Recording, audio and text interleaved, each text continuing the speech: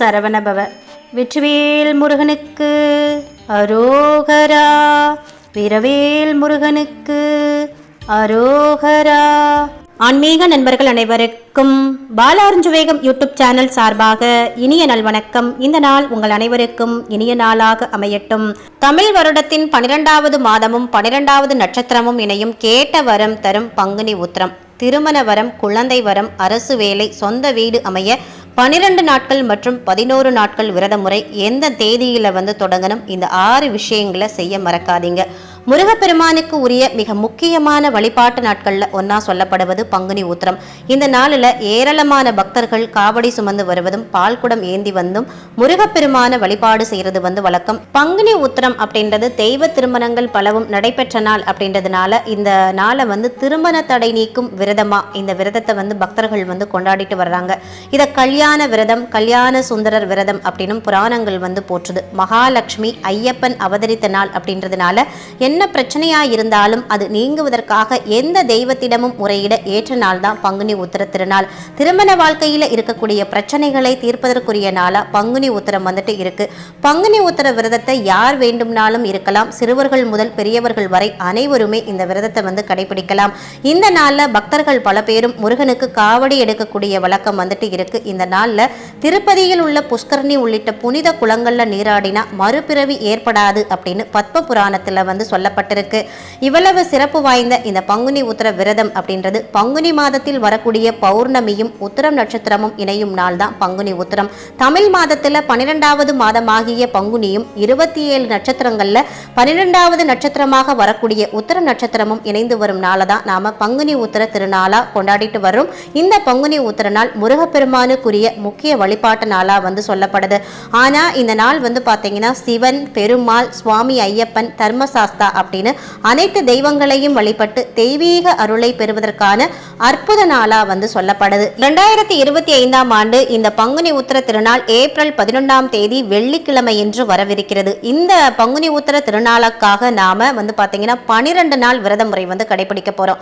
இந்த 12 நாள் விரதம் அப்படின்றது எந்த நாள்ல தொடங்கணும், இந்த 12 நாள் விரத முறைக்கான சிறப்புகள் என்ன, அது குறித்த தகவலையும் 12 நாள் விரதம் இருக்க முடியாதவர்கள் கடைபிடிக்க வேண்டிய 11 நாள் விரதம், 6 நாள் விரதம் குறித்த தகவலும் தான் இந்த பதிவுல மிக தெளிவா சொல்லியிருக்கேன். அதனால பதிவை முழுவதுமா பாருங்க, முழு தகவலையும் தெரிஞ்சுக்கிறீங்க. வாங்க பதிவுக்குள்ள போடலாம்.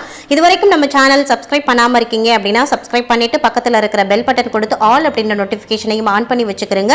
இந்த வீடியோவுக்கு ஒரு லைக் கொடுத்துட்டு கமெண்ட் செக்ஷன்ல கருணை கடலே கந்தா போற்றி அப்படின்ற ஒரு கமெண்ட்டும் கொடுத்துருங்க. முருகப்பெருமானுக்குரிய முக்கியமான விரதங்கள் கந்த சஷ்டி விரதம், தைப்பூச விரதம், அடுத்ததா பாத்தீங்கன்னா பங்குனி உத்திர விரதம். இந்த பங்குனி உத்திர விரதம் அப்படின்றது பாத்தீங்கன்னா மாதத்துல 12வது மாதம், நட்சத்திரத்துல 12வது நட்சத்திரம் அப்படின்றதுனால நாமும் 12 நாள் விரதம் இருந்து முருகப்பெருமான வழிபாடு செய்தா நாம நினைத்த காரியங்கள் நினைத்தபடியே கைகூடும். முக்கியமா திருமணத்திற்காக காத்திருக்கிறவங்களுக்கு திருமணம் நடந்தேறும் அப்படின்னு சொல்லப்படுது. பொதுவாகவே முருகப்பெருமான நினைத்து 48 நாட்கள் விரதம் இருந்து வழிபாடு செய்வது, 21 நாட்கள் விரதம் இருந்து வழிபாடு செய்வது, 12 நாட்கள், அதுக்கப்புறமா 11 நாட்கள், 6 நாட்கள், அது மட்டும் இல்லாம அந்த விரதம் அதாவது முக்கியமான அந்த திருநாள் வரக்கூடிய அந்த ஒரு நாள் மட்டும் விரதம் இருந்து வழிபாடு செய்வது, இவை அனைத்துமே நமக்கு அதிக பலனை தரக்கூடியதா இருக்கு. பங்குனி உத்திர திருநாள் அன்னைக்கும் ஒரே ஒரு நாள் மட்டும் நாம விரதம் கடைபிடிக்கலாம். இன்னும் நம்மளுடைய வேண்டுதல் கூடிய விரைவில் நிறைவேறினும், நம்மளுடைய வேண்டுதல் அதிகப்படியான பலன்கள் பெறணும் அப்படின்னா முருகப்பெருமானுக்காக இந்த பங்குனி உத்திரம் வருவதற்கு முன்னாடி நாம 12 நாட்கள் விரதம் இருக்கலாம். மிக மிக அதிகப்படியான பலன் நமக்கு கிடைக்கும். ஏன்னா முன்பே சொன்னது போல மாதத்துல 12வது மாதம் பங்குனி மாதம், அதே மாதிரி நட்சத்திரத்துல 12வது நட்சத்திரம் உத்திர நட்சத்திரம், இது ரெண்டுமே இணையக்கூடிய நாள் தான் நாம பங்குனி உத்திரமா கொண்டாடிட்டு வரோம். அது மட்டுமல்லாம ஆறுமுகனான முருகப்பெருமான் 12 திருக்குறங்களுடன் நமக்கு அருள் புரியக்கூடியவர். அப்படிப்பட்டவருக்கு நாமும் 12 நாட்கள் விரதம் இருந்து அவரை ஒரு மனதோடு நாம வழிபாடு செய்யறப்போ நாம வேண்டிய வரங்களை வேண்டியபடியே முருகப்பெருமான் நமக்கு கொடுத்துருவார். அது கூடவே பாத்தீங்கன்னா 21 நாள் விரதம் இருந்த பலனும் நமக்கு இந்த 12 நாள் விரதம் இருந்தால் கிடைக்கும் அப்படின்னு வந்து சொல்லப்படுது. ஏற்கனவே நம்ம சேனல்ல முருகப்பெருமானுக்காக 21 நாள் விரதம் எப்படி கடைபிடிப்பது, மாலை அணிந்து விரதம் இருக்கிறவங்க என்னென்ன கட்டுப்பாடுகள்லாம் கடைபிடிக்கணும் அப்படின்ற தகவல்லாம் வந்து கொடுத்துருக்கேன். அந்த வீடியோக்குள்ள இது வரைக்கும் பார்க்காதவங்க அந்த வீடியோட லிங்க் எல்லாம் வந்து பார்த்தீங்கன்னா இந்த வீடியோட டிஸ்கிரிப்ஷன் பாக்ஸில் இருக்குது. அதை பார்த்து முழு தகவலையும் வந்து தெரிஞ்சுக்கிறங்க. ஏன் இந்த 12 நாள் விரதம் இவ்வளவு முக்கியத்துவமாக வந்து சொல்லப்படுது அப்படின்னு வந்து பார்த்தீங்கன்னா இந்த 12 அப்படின்ற எண் வந்து சிறப்புக்குரியது. ஜோதிட ரீதியாக பார்த்தா நவகிரகங்கள் ஒவ்வொன்றுக்குமே ஒரு எண் வந்துட்டு இருக்கு. அப்படி 1 என்ற எண் வந்து சூரியனுக்குரியது, 2 என்ற எண் வந்து சந்திரனுக்குரியது. இந்த 2 எண்களை கூட்டினால் வரக்கூடிய 3 அப்படின்ற எண் குரு பகவானுக்கு உரியது. மன நிம்மதி, மகிழ்ச்சி, மன தெளிவு இது அனைத்துக்குமே காரணமானவர் சந்திரன். அதே மாதிரி தலைமை பதவி, ஆரோக்கியம், செல்வாக்கு இதுக்கு காரணமானவர் சூரிய பகவான். குழந்தை, திருமணம், கல்வி, வேலை இதுக்கு காரணமானவர் குரு பகவான். வாழ்க்கையில இது அனைத்தையும் பெறணும் அப்படின்னா அதுக்கு இந்த 3 கிரகங்களுடைய அருள் நிச்சயமா வந்து வேணும். குரு அருள் இருந்தால்தான் திருவருள் கிடைக்கும் அப்படின்னு வந்து சொல்லுவாங்க. அதனாலதான் வாழ்க்கையில அனைத்து நலங்களும் கிடைப்பதற்கு முருகப்பெருமானுக்கு உரிய இந்த பங்குனி உத்திர திருநாள் அன்னைக்காக நாம 12 நாட்கள் விரதம் இருப்பது மிகவும் சிறப்பாகவே வந்து சொல்லப்படுது. அடுத்ததா 2025ஆம் ஆண்டு பங்குனி உத்திர நாள் ஏப்ரல் 11 வெள்ளிக்கிழமை வருது அப்படின்னு வந்து சொல்லியிருந்தோம். பொதுவா பங்குனி உத்திரம் அப்படின்றது இந்த உத்திர நட்சத்திரமும் பங்குனி மாதத்துல வரக்கூடிய பௌர்ணமி நாளையும் அந்த திதியும் இணைகிறனால தான் நம்ம பங்குனி உத்திரமா வந்து கொண்டாடக்கூடியது வந்துட்டு வழக்கம். இந்த வருடம் வந்து பார்த்தீங்கன்னா இந்த உத்திர நட்சத்திரம் எந்த நாள்ல தொடங்கி எப்ப வந்து முடியுது, பௌர்ணமி திதி எப்ப தொடங்கி எப்ப முடியுது, எந்த நாள் பங்குனி உத்திரமா நாம வந்து கொண்டாடணும், அது கூடவே வந்து பார்த்தீங்கன்னா இந்த 12 நாள் விரதம் இருக்கக்கூடியவர்கள் எந்த நாளில் விரதத்தை வந்து தொடங்கி எந்த நாளில் விரதத்தை வந்து முடிக்கணும் அப்படின்றத தெளிவாக நம்ம வந்து பார்த்துடலாம். பங்குனி உத்திர திருநாள் ஏப்ரல் 11 அது நமக்கு தெரியும்.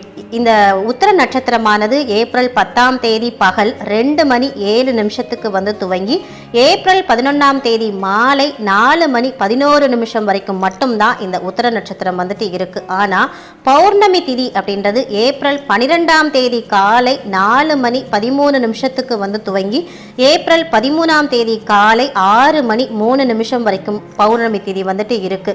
ஆக இந்த வருடம் வந்து பார்த்தீங்கன்னா நமக்கு உத்திர நட்சத்திரமும் பௌர்ணமி திதியும் ஒரே நாளில் வந்துட்டு வரல. இருந்தாலும் பங்குனி உத்திரம் அப்படின்றது நட்சத்திர அடிப்படையில் கொண்டாடப்படக்கூடிய விரத நாள் அப்படின்றதுனால உத்திர நட்சத்திரம் சூரிய உதயத்தில் எந்த நாளில் வந்துட்டு இருக்கோ அந்த நாளை தான் நாம் பங்குனி உத்திரமாக வந்து கணக்கில் வந்து எடுத்துக்கணும். அந்த வகையில் பார்க்குறப்போ நாம் ஏப்ரல் 11ஆம் தேதியை தான் உத்திர நாளாக நம்ம வந்து எடுத்துக்கணும். அந்த நாளில் தான் நாம் விரதம் கடைபிடிப்பவர்களும் அதனால தான் நம்ம கணக்கில் வந்து எடுத்துக்கணும்.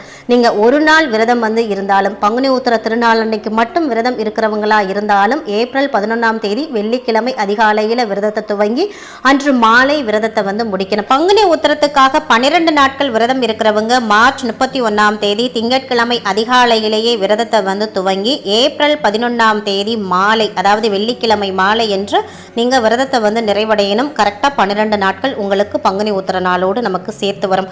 இப்போ நீங்க 11 நாள் வந்து விரதம் வந்து கடைபிடிக்க போறீங்க அப்படின்னா ஏப்ரல் 1ஆம் தேதி செவ்வாய்க்கிழமை அன்றைய தினம் செவ்வாய்க்கிழமையாகவும் வந்துட்டு வருது. அதனால செவ்வாய்க்கிழமை அதிகாலையில் விரதத்தை வந்து துவங்கி ஏப்ரல் 11ஆம் தேதி மாலை நேரத்தில் நீங்க விரதம் அதாவது வழிபாடெல்லாம் பண்ணிட்டு கோவிலுக்கு போயிட்டு வந்து மாலை நேரத்தில் விரதத்தை வந்து நீங்க வந்து முடிச்சுக்கலாம். அடுத்ததா கந்தசஷ்டி விரதத்தை போல முருகப்பெருமானுக்காக 6 நாள் விரதம் இருக்கிறதும் வந்து சிறப்பு தான். அதனால முருகப்பெருமானுக்கு இந்த பங்குனி உத்திரத்துக்காக 6 நாள் மட்டும் விரதம் இருக்கணும் அப்படின்னு நினைக்கிறவங்க ஏப்ரல் 6ஆம் தேதி அதிகாலை இந்த விரதத்தை வந்து துவங்கி ஏப்ரல் 11ஆம் தேதி மாலை நேரத்தில் விரதம் வந்து நீங்க வந்து முடிச்சுக்கலாம். இப்போ நாம 12 நாள் விரதம் எந்த நாளில் துவங்கணும், 11 நாள் விரதம் எந்த நாளில் துவங்கணும், 6 நாள் விரதம் எந்த நாளில் துவங்கணும் அப்படின்ற தகவல் வந்து கொடுத்துட்டோம். தேதியை வந்து கொடுத்தாச்சு. அப்போ நீங்க உங்களுடைய சூழ்நிலைக்கு எந்த நாளில் விரதம் வந்து துவங்குறீங்களோ அந்த நாளில் வந்து தேர்ந்தெடுத்துக்கிறங்க. அடுத்ததா இந்த விரதத்தை நாம எப்படி கடைபிடிக்கணும் அப்படின்றத பத்தின தகவல் வந்து தெரிஞ்சுக்கலாம். விரதத்தை நீங்க எந்த நாளில் வந்து துவங்குறீங்களோ அந்த நாளில் அதிகாலையிலேயே எழுந்து குளிச்சு முடிச்சுட்டு முதல்ல உங்களுடைய குலதெய்வத்தையும் விநாயக பெருமானையும் வழிபாடு வந்து செஞ்சுட்டு பக்கத்தில் இருக்கக்கூடிய கோவிலுக்கு போய் உன்னை வேண்டி நான் துவங்கும் இந்த விரதத்தை எந்த விதமான தடையும் இல்லாமல் நல்லபடியாக நிறைவடைந்து இந்த விரதத்துக்குரிய முழு பலனும் எனக்கு கிடைப்பதற்கு துணையாக இருந்து அருள் செய் முருகா அப்படின்னு மனதார முருகப்பெருமானுக்கிட்ட வேண்டிக்கிட்டு இந்த விரதத்தை நீங்க வந்து துவங்கணும். இப்ப மாலை அணிந்து நீங்க விரதம் இருக்க போறீங்க அப்படின்னா நம்ம ஏற்கனவே ஒரு பதிவு வந்து கொடுத்துருக்கோம், எப்படி மாலை போடணும், மாலை அணிந்து விரதம் இருக்கும்போது என்னென்ன கட்டுப்பாடுகள்லாம் கடைபிடிக்கணும்னு. அந்த பதிவை பார்த்து நீங்க தகவல் வந்து தெரிஞ்சுக்கலாம்.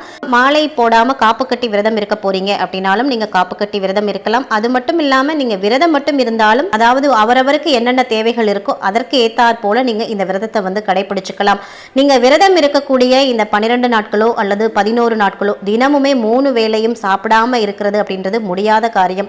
அதனால தினமும் ஒரு வேளை மட்டும் உணவு எடுத்துக்கிட்டு விரதம் வந்துட்டு இருக்கலாம். இல்லைன்னா தினம் ஒரு வேளை உணவை மட்டும் தவிர்த்து, அதாவது 2 வேளை உணவு வந்து சாப்பிட்டு ஒரு வேளை உணவு மட்டும் தவிர்த்து நீங்க விரதம் வந்து இருக்கலாம். காலை மாலை விரதம் இருக்கக்கூடிய நாட்கள்ல காலை மாலை 2 நேரமும் வந்து குளிச்சுட்டு பக்கத்தில் இருக்கக்கூடிய முருகன் கோவிலுக்கு போகக்கூடிய வாய்ப்பு இருந்தால் கோவிலுக்கு போய் அங்க வந்து நீங்க முருகன் வழிபாடு வந்து செய்யுங்க. இல்லைன்னா உங்க வீட்டிலேயே முருகனுக்கு பூஜை வந்து பண்ணணும். முருகப்பெருமானுக்கு நைவேத்தியமா காய்ச்சின பால் தேன் கலந்து வைத்து வழிபாடு வந்து செய்யணும். அதுக்கப்புறமா அந்த பாலை நாம சாப்பிடலாம். விரதம் நிறைவு செய்யக்கூடிய நாளன்னைக்கு, அதாவது பங்குனி உத்திர திருநாள் அன்னைக்கு முருகப்பெருமானுக்கு சர்க்கரை பொங்கல் நைவேத்தியமாக படைத்து நாம வழிபாடு வந்து செய்யணும். இந்த முறையில் விரதம் இருந்தால் நீங்கள் இந்த 12 நாள் விரதம் வந்து நிறைவு செய்வதற்குள்ள முருகப்பெருமானின் முன்னாடி நீங்கள் என்ன வேண்டுதல் வந்து வைத்தீங்களோ அந்த வேண்டுதல் நிச்சயமாக வந்து நிறைவேறும். அப்படி இல்லை அப்படின்னாலும் அதிகபட்சம் 60 நாட்களுக்குள்ள அந்த வேண்டுதல் நிறைவேறுவதற்கான வழியை அந்த முருகப்பெருமான் உங்களுக்கு வந்து காட்டி கொடுப்பார். அற்புதமான அதிசக்தி வாய்ந்த 12 நாள் விரதம். நீங்க எத்தனை நாட்கள் விரதம் இருந்தாலும் வழிமுறைகள் அப்படின்றது ஒன்னே ஒண்ணுதாங்க. நம்ம ஏற்கனவே சொன்ன அந்த விரத முறைகள் தான். அதை கரெக்டா வந்து கடைபிடித்தாலே வந்து போதும். விரதம் இருந்தாலும் சரி, விரதம் இருக்க முடியாதவர்களும் சரி, இப்போ உடல்நிலை சரியில்லாதவங்களா அவங்களால விரதம் வந்துட்டு இருக்க முடியாது. ஆனா அவர்களுக்கும் வேண்டுதலும் ஆசைகளும் இருக்கும். அதுவும் நிறைவேறணும் அப்படின்னா முருகப்பெருமான ஒரு நிமிடம் மனமுருகி கண்ணீர் மல்கி நீங்க முருகப்பெருமானு கிட்ட உங்க வேண்டுதலை வந்து வைத்து பாருங்க. நிச்சயமா முருகப்பெருமான் அதை வந்து நிறைவேற்றி தருவார். அடுத்ததா வந்து பாத்தீங்கன்னா இந்த விரதம் இருக்கக்கூடிய நபர்கள் இந்த விரத காலத்துல என்னென்ன செய்யணும் அப்படின்ற தகவலை வந்து பார்க்கலாம்.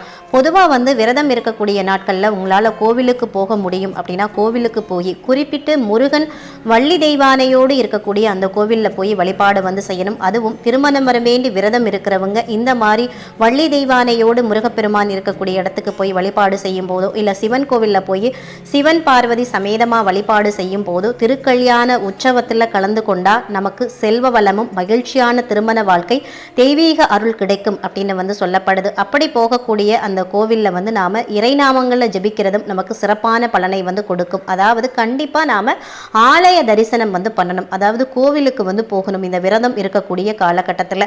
அதே போல வந்து பாத்தீங்கன்னா அங்க கோவில்ல நடக்கக்கூடிய அபிஷேகத்துக்கு நம்மளால இயன்ற பொருள்களை வாங்கி தரணும். பால் வாங்கி கொடுக்கலாம், தேன் வாங்கி கொடுக்கலாம், தயிர் வாங்கி கொடுக்கலாம். தினந்தோறும் இதை வாங்கி கொடுக்கணுமா அப்படின்னு கேட்டா கிடையாது. என்னைக்கு உங்களால முடியுதோ கோயிலுக்கு போறப்ப இந்த பொருள்களை வந்து வாங்கி கொடுங்க. இதனால தெய்வங்களுடைய மனம் குளிர்ந்து நாம வேண்டக்கூடிய வரங்களையும் நமக்கு கொடுப்பார்கள் அப்படின்றது வந்து நம்பிக்கை. தெய்வ அபிஷேகங்கள் செய்வதனால நம்மளுடைய கர்மாக்கள் பாவங்கள்ல இருந்து விடுபட்டு மறுபிறவி இல்லாத நிலை ஏற்படும் அப்படின்னு சாஸ்திரங்கள்ல வந்து சொல்லப்பட்டிருக்கு. அதே போல பங்குனி உத்திரம் அன்னைக்கு காவடி எடுக்கிறது மிகவும் விசேஷமானதா வந்து சொல்லப்படுது. வாய்ப்பு இருக்கிறவங்க முருகப்பெருமானுக்கு காவடி எடுங்க. முருகனுக்கு காவடி எடுக்கிறதுனால முருகப்பெருமானுடைய பரிபூர்ண அருளை நம்மளால வந்து பெற முடியும். தெய்வ சிந்தனையுடன் பக்தி பாடல்களை பாடிக்கிட்டு தோல்ல காவடி எடுத்து வர்றதுனால நம்முடைய வாழ்க்கையில் இருக்கக்கூடிய மனச்சுமைகள் அனைத்தையும் முருகப்பெருமான் போக்கிடுவார் அப்படின்றதும் நம்பிக்கையா வந்து சொல்லப்படுது. அடுத்ததா விரதம் இருக்கக்கூடிய நாட்கள்ல நாம செய்ய வேண்டிய இன்னொரு முக்கியமான விஷயம் வந்து பாத்தீங்கன்னா மந்திர ஜபம். அதாவது முருகப்பெருமானுடைய பாடல்களை வந்து பாடுறது. முருகப்பெருமானுடைய மந்திரங்கள் தினந்தோறுமே கந்த சஷ்டி கவசம் வந்து படிக்கிறது, கந்த குரு கவசம் வந்து படிக்கிறது, சுப்பிரமணிய புஜங்கம் படிக்கிறது, அதுக்கப்புறமா குமாரஸ்தவம் வந்து படிக்கிறது, வேல்மாறல், இந்த மாதிரி உங்களால் முடிஞ்ச மந்திரங்களை உங்களுக்கு டைம் எடுக்கக்கூடிய பட்சத்தில் தினந்தோறுமே இந்த மந்திரங்களை வந்து படிச்சுட்டே வாங்க. டைம் இல்லை எங்களுக்கு வேலை பழுவே ஜாஸ்தியாக இருக்குது அப்படின்றவங்க விரதம் இருக்கிறீங்க அப்படின்னா தினந்தோறுமே உங்கள் மனதுக்குள்ள, அதாவது காலையில் எழுந்ததுலேருந்து இரவு தூங்குற வரைக்குமே ஓம் சரவண பவ அப்படின்ற இந்த மந்திரத்தை வந்து தியானம் வந்து பண்ணிக்கிட்டே இருங்க. நிச்சயமா இதனால வந்து பார்த்தீங்கன்னா உடலும் மனமும் தூய்மையாகி நம்மளால தெய்வத்தோட நெருங்கிய தொடர்பை ஏற்படுத்தி கொள்ள முடியும் அப்படின்னு சொல்லப்படுது. தெய்வீக அருளால கடந்த காலங்களில் நாம் செய்த தவறுகள் கூட இதனால் மன்னிக்கப்படும் அப்படின்னு வந்து சொல்லப்படுது.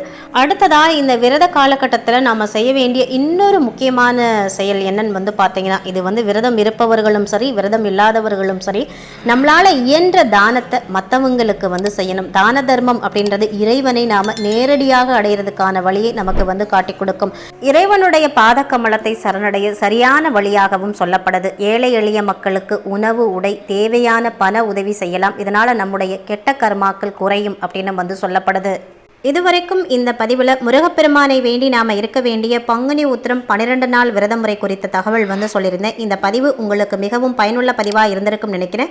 இந்த பதிவு பிடிச்சிருந்தால் லைக் பண்ணிவிட்டு உங்கள் நண்பர்களுக்கும் ஃபேமிலி மெம்பர்ஸ்க்கும் ஷேர் பண்ணுங்கள், அவர்களும் பார்த்து பயன்பெறட்டும். இந்த பதிவை பற்றின கருத்துக்களையும் உங்களுடைய சந்தேகங்களையும் கமெண்ட் செக்ஷனில் சொல்லுங்கள். மற்றும் ஒரு நல்ல பதிவில் சந்திப்போம். அதுவரை உங்களிடமிருந்து விடைபெறுவது உங்கள் பாலா. நன்றி, வணக்கம், வாழ்க வளமுடன்.